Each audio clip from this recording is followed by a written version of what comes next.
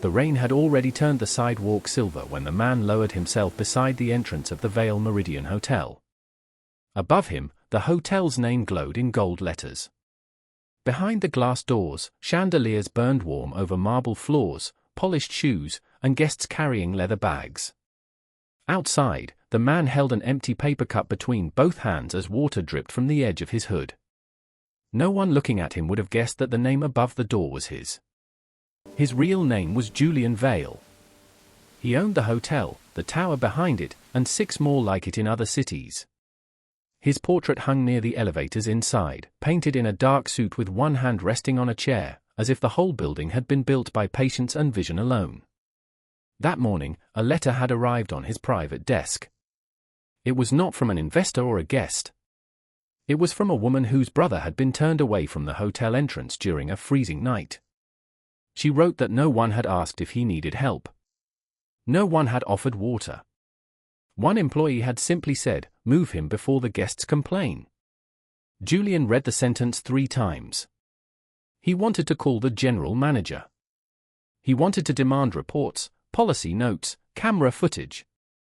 Instead, he closed his office door, removed his watch, changed into a torn coat from a theater donation box, and walked back to his own hotel as a man nobody needed to impress. By evening, the rain had made the disguise more convincing. He stepped beneath the edge of the awning, not inside, only close enough to escape the worst of the water. The doorman looked at him once and placed a white-gloved hand across the entrance. "This area is for guests," the doorman said. Julian nodded. "I just need a minute out of the rain." The doorman did not move his hand. "You need to keep walking." A couple passed behind him. The woman tightened her grip on her husband's arm. The husband glanced at Julian's cup, then at the hotel sign, then smiled as if the whole thing had been placed there to make his own life feel cleaner. Julian stepped back into the rain. For the first time in years, he stood outside one of his buildings and felt how heavy a locked door could be. 10 minutes passed. A black car pulled up. Gala guests hurried from the curb to the entrance under umbrellas held by staff. The lobby smelled faintly of flowers and coffee whenever the doors opened. Julian could feel the warm air brush his face, then disappear again. He raised the paper cup toward a passing bellman. "Could I have some water?" The bellman looked toward the front desk instead of answering. A man in a navy suit approached from inside. Julian recognized him as Graham Ellis, the night manager. Graham was known for perfect lobby scores, polished guest reviews, and a smile that appeared only when money was close enough to see. Graham stopped 3 feet away from Julian. "You can't sit here," he said. "I asked for water. There's a shelter for blocks down. I'm not asking for a room." Graham's mouth tightened. He turned slightly toward security without looking fully at Julian. "Move him before the gala arrivals start." The words were not shouted. That made them worse. They sounded practiced, ordinary, clean. Julian lowered the cup. He had expected embarrassment. He had expected discomfort. He had not expected the cruelty to feel so efficient. Near the service entrance, a young housekeeping worker slowed down with 2 linen bags hanging from her shoulders. Her name badge read Mara. Her hair was pinned carelessly, and her sleeves were damp from carrying laundry through the side corridor. She looked at Julian, then at Graham, then at the floor. For a moment, she kept walking. Then she stopped. She disappeared through the side door and returned less than a minute later with a paper cup of water and a wrapped half sandwich. She did not make a speech. She did not kneel like she was doing something noble. She simply placed both items beside him, close enough that he would not have to reach far. "Don't leave the cup near the door," she said softly. "They'll throw it away." Julian looked up at her. "Thank you." Mara gave the smallest nod and turned back toward the service entrance. That was when Graham saw her. "Mara." This isn't the shelter. She froze with her hand Don't on let the me see door. it again. Graham walked toward her, keeping his voice low enough that guests would not hear. Julian could hear every word. "Are you feeding people outside now?" He asked for water. You are not paid to make the front entrance look like a charity line. Her face went still, but her fingers tightened around the linen strap. I was on my break. Then use your break somewhere that doesn't embarrass the hotel. Graham stepped closer. You've already asked for extra shifts twice this month. Don't make me reconsider them. Mara's eyes dropped. Julian sat under the rain-dark awning, the cup warm from her hand, and felt a kind of shame he had not prepared for. He had come to test the hotel. Instead, he was listening to the sound of his own standards being used like a weapon against someone who needed work. Graham returned inside. Mara stood alone by the service door for a few seconds before disappearing into the corridor. Julian could have ended it there. He could have removed the hood, walked into the lobby, and watched fear replace arrogance. A younger version of him might have done exactly that. But anger, when it arrives too early, often protects a person from seeing the whole truth. So he stayed. The rain grew harder. The paper cup softened in his hands. Guests continued to arrive for the gala, stepping around him without slowing. One man dropped a coin into the cup without making eye contact, as if paying a toll to avoid guilt. Almost an hour later, the service door opened again. Mara came out carrying an old black umbrella with a bent rib. She looked behind her before crossing the sidewalk. You can stand near the service wall, she said. The wind is weaker there. You'll get in trouble. She gave a tired smile. I'm already in trouble. Julian studied her face. There was no performance in it. No expectation of reward. Only fatigue and a stubborn kind of decency. Why help me? He asked. Mara held the umbrella between them. My father slept outside a hospital once, she said.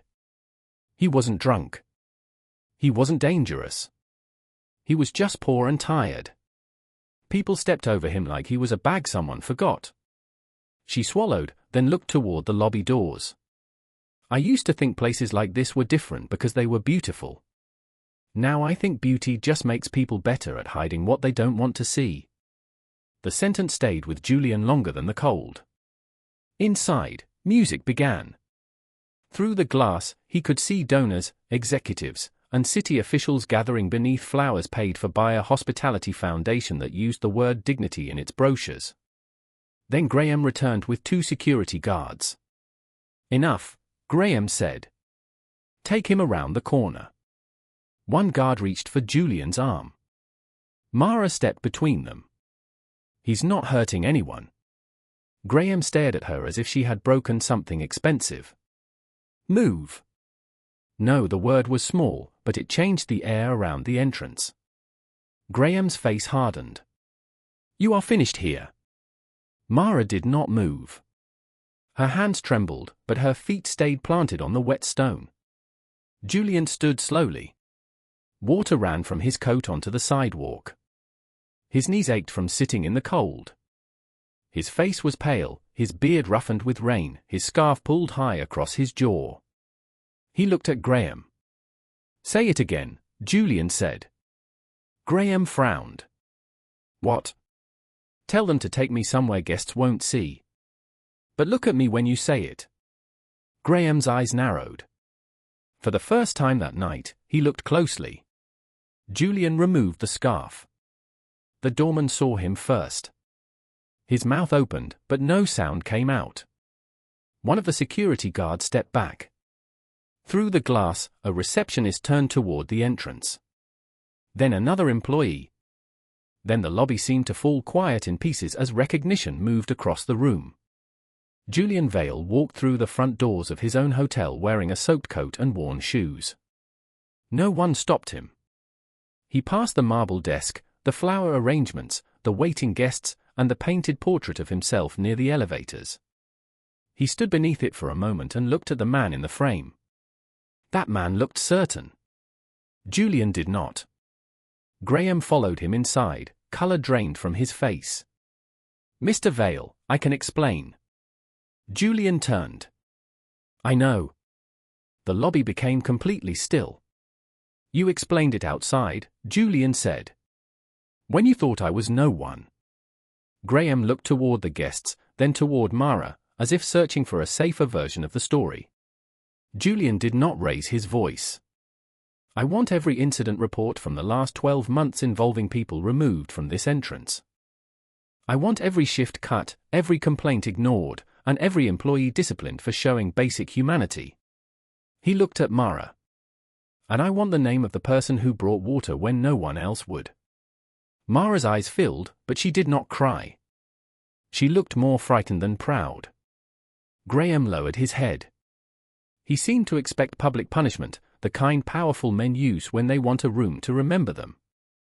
But Julian was finished performing power. Mr. Ellis, he said, you are relieved from tonight's floor duties pending review. Then he turned to the staff. No one loses work for helping a human being stay warm. The next morning, the portrait near the elevators was gone. In its place, Julian ordered a plain mirror installed at eye level, so every manager entering the lobby had to see themselves before they saw the guests. Mara was not promoted as a reward for one kind act. Julian knew that would turn her decency into a decoration. Instead, he asked her to help build a new policy with the authority to challenge anyone who violated it.